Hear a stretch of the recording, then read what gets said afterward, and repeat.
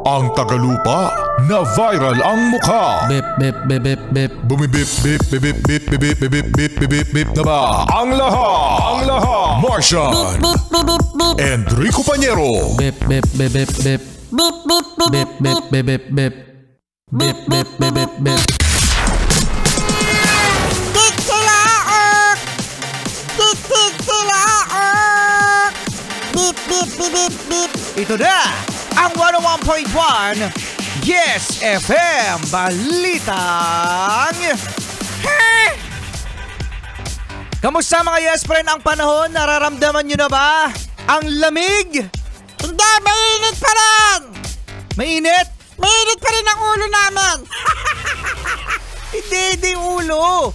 Yung panahon kasi dineklara na mga Yes Friend ng Pag-asa na amihan season na. Yahoo! Ang lamig-lamig na! Oo, no? Hindi naman ang lamig-lamig na. Lalamig na. Mamaya mag-expect tayo na ang lamig-lamig pagkatapos ang init-init pala. No? Ang pinaka-peak, mga Yes Friend, ng amihan ay January hanggang sa first, second week ng February. Oo, so ngayon mga Yes Friend, nag-uumpisa na ang hangin na galing sa Siberia. Sinearch ko nga mga Yes Friend, kung ang Siberia ay isang bansa. Hindi pala bansa ang Siberia.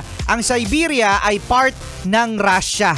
So, yung lamig na nandun sa Siberia ay bumababa papunta ng Pilipinas. Yan. Alam mo, napakaswerte ng mga Yes Friend natin, Martian, na merong 4 na season. Okay, ano ba yung 4 na season, Martian?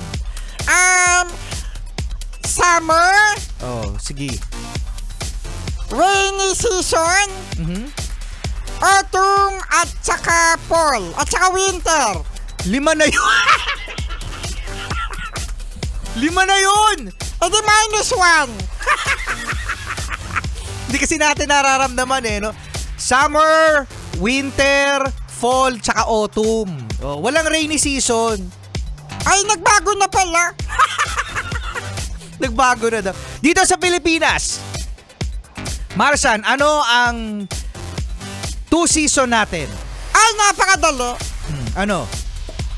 Tag-araw at tag-nakaw.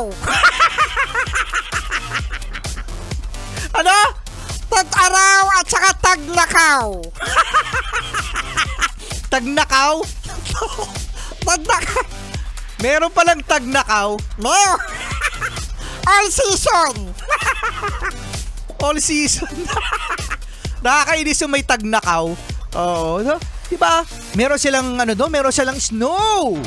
Pero sinasabi nila mga Yes Friend, na nakakatuwa ang snow kapag turista ka. Pero kung ikaw mismo yung nakatira sa nag-snow na lugar, mahihirapan ka kasi mahirap dyan mga Yes Friend yung magsusot ka ng makakapal na mga damit. Oh.